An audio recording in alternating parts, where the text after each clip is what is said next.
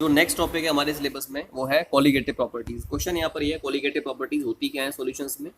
तो किसी भी पर्टिकुलर सॉल्यूशन की वो प्रॉपर्टी जो नंबर ऑफ solute particles पर डिपेंड करती है, या we can say the properties of a solution which depends upon the number of moles of solute, जो सॉल्यूट के नंबर ऑफ मोल्स पर डिपेंड करती है, या we can say they depends upon the number of solute particles. तो वो properties किसी भी सॉल्यूशन की जो नंबर ऑफ सॉल्यूट पार्टिकल्स पर डिपेंड करें, such type of properties are called as the colligative properties. जो कॉलिगेटिव प्रॉपर्टीज होती हैं वो कभी भी सॉल्यूट के नेचर पर डिपेंड नहीं करती, they always depends upon the number of solute particles. अब हमारे सिलेबस में 4 कॉलिगेटिव प्रॉपर्टीज हैं। The first one is relative lowering in vapour pressure, second one is elevation in boiling point, third is depression in freezing point, and the last one is osmotic pressure. First of all, we will discuss about the first property that is called as relative lowering in vapor pressure. देखिए students, अगर हम यहाँ पर बात करते हैं relative lowering in vapour pressure के बारे में, तो इसमें हमें पता है if we are discussing about the Raoult's law, तो बाय राउल्ट्स लॉ के अकॉर्डिंग अगर हम यहाँ पर बात करते हैं in case of a solid in liquid type of solution, solid in liquid type of solution के लिए राउल्ट्स लॉ के हिसाब से जो पी ए होता है वो बराबर होता है P not A into chi ए। हम लोग जानते हैं इस बात, क्लियर। सिमिलरली इसको हमने इक्वेशन नंबर 1 मान लिया, और हम ये भी जानते हैं chi A plus chi B is always be equal to 1। Chi A means the mole fraction of A component, chi B means the mole fraction of B component. इन दोनों का जो समेशन होगा वो 1 के बराबर होता है। तो जो काई ए होगा वी कैन राइट काई ए एज 1 माइनस काई बी। तो जो काई ए की वैल्यू है 1 माइनस काई बी, इसको आप इक्वेशन में सब्स्टिट्यूट कर सकते हैं, तो आपको मिल जाएगा P A is equal to P not A into chi A की जगह पर 1 माइनस काई बी आपने रखा, अंदर आप मल्टीप्लाई कर दीजिएगा पी नॉट ए से, you'll get P A is equal to P not A minus P not A into chi B.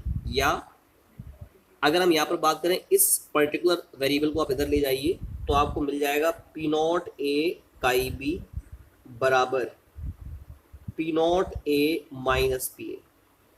यहाँ पर जो पी नॉट ए है वो क्या है, वो प्योर सॉल्वेंट का वेपर प्रेशर है। पी ए क्या है, जब आपने किसी भी पर्टिकुलर सॉल्वेंट के अंदर नॉन वोलेटाइल सॉल्यूट को ऐड कराया है तो उस सॉल्यूशन का जो वेपर प्रेशर है उसको हम पी ए से रिप्रेजेंट करते हैं। So it represents the vapour pressure of a solution containing non-volatile solute, clear? So we can say your P naught A minus P A जो है it is lowering in vapor pressure, it is lowering in vapor pressure। आपने क्या किया, आपने pure solvent लिया, उसमें किसी non volatile solute को ऐड कराया, तो उसके वेपर प्रेशर में जो कमी आई वो क्या है, वो है P naught A minus P A। उसी को बोलते हैं lowering in vapor pressure and it is equal to P naught A into chi B। आप इसको ऐसे भी ले सकते हो, chi B will be equal to P not A minus P A divided by P not A. तो ये तो है lowering in vapour pressure. If you are comparing this lowering in vapour pressure with the vapour pressure of pure solvent, then this particular variable is called as relative lowering in vapor pressure. It is called relative lowering in vapour pressure, clear. ये आपका relative lowering in vapour pressure हो गया। या आप इसको लिख सकते हैं जो काई P not A minus P ए जो है इसको हम लोग डेल्टा पी से भी रिप्रेजेंट कर सकते हैं। तो ये डेल्टा पी हो गया अपॉन ये क्या हो गया, पी नॉट ए हो गया। तो delta P is lowering in vapour pressure, P not A is the vapour pressure of pure solvent. तो इनका जो रेशियो है delta P upon P not A, ये क्या कहलाएगा, it is called as relative lowering in vapour pressure. इसी को हम लोग relative lowering in vapour pressure कहते हैं। तो आपने देखा जो relative lowering in vapour pressure means delta P upon P not a या P not A minus P upon P not A, ये हमेशा बराबर होता है किसके, मोल फ्रैक्शन ऑफ सॉल्यूट के, मोल फ्रैक्शन ऑफ सॉल्यूट के बराबर होता है।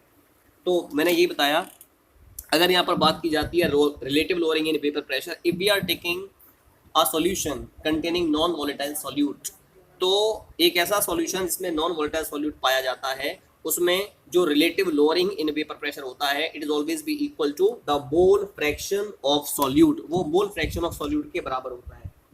अब इसमें एक पॉइंट यहाँ पर ये, how we can calculation of molar mass of solute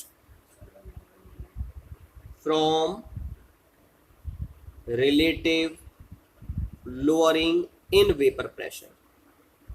मतलब relative lowering in vapour pressure से आप सॉल्यूट का मोलर मास कैसे कैलकुलेट करेंगे उसके बारे में हम लोग यहाँ पर बात करते हैं। ठीक है, कैसे करेंगे देखिएगा, हमें पता है यहाँ पर जो P not A minus P A upon P not A आप कर चुके हो कैलकुलेट, कितना आया ये P not A minus P A upon P A, it is always be equal to chi B. ये काई बी के बराबर होता है। Chi B means it is mole fraction of solute, और सॉल्यूट का मोल फ्रैक्शन क्या होता है, the number of moles of solute upon number of moles of solvent plus number of moles of solute, means chi b will always be equal to nb upon na plus nb. You can also write it as p naught a minus pa upon p naught a, ये बराबर हो गया किसके, nb means number of moles of solute. So in place of nb you can write wb upon mb upon na की जगह पर wa upon ma plus nb की जगह क्या लिख सकते हैं, W B upon M B, ये आप लिख सकते हैं। ठीक है, अब हमें पता है अगर हम number of moles of solute की बात करते हैं, number of moles of solute जो होते हैं they are found to be very very less than the number of moles of solvent, तो ये बहुत कम होते हैं।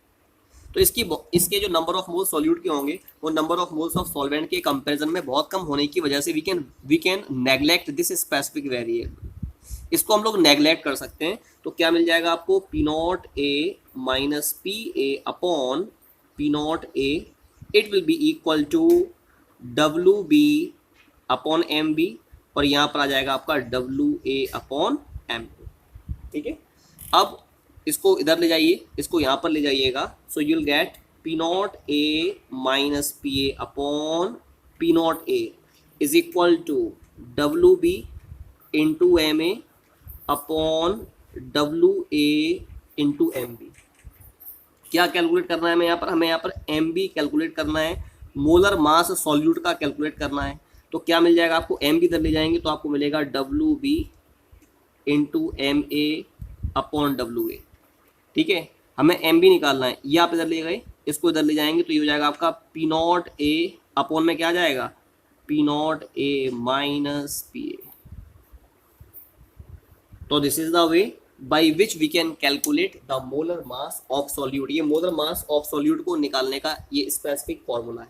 ठीक है, this is the way, if suppose we know the lowering in vapour pressure और relative lowering in vapour pressure, with the help of relative lowering in vapor pressure we can easily calculate the value of molar mass, we can easily calculate the molar mass of solute. अब एक question यहाँ पर ये है कि इसके numericals हम लोग कैसे सॉल्व करेंगे, एक न्यूमेरिकल है उसको देखते हैं। ठीक है, जो एनसीईआरटी में गिवन है, I am taking the example of NCERT only, clear. तो मैं एनसीईआरटी की बात कर रहा हूँ, एनसीईआरटी में एक क्वेश्चन है इस पर्टिकुलर टॉपिक के ऊपर बेस्ड।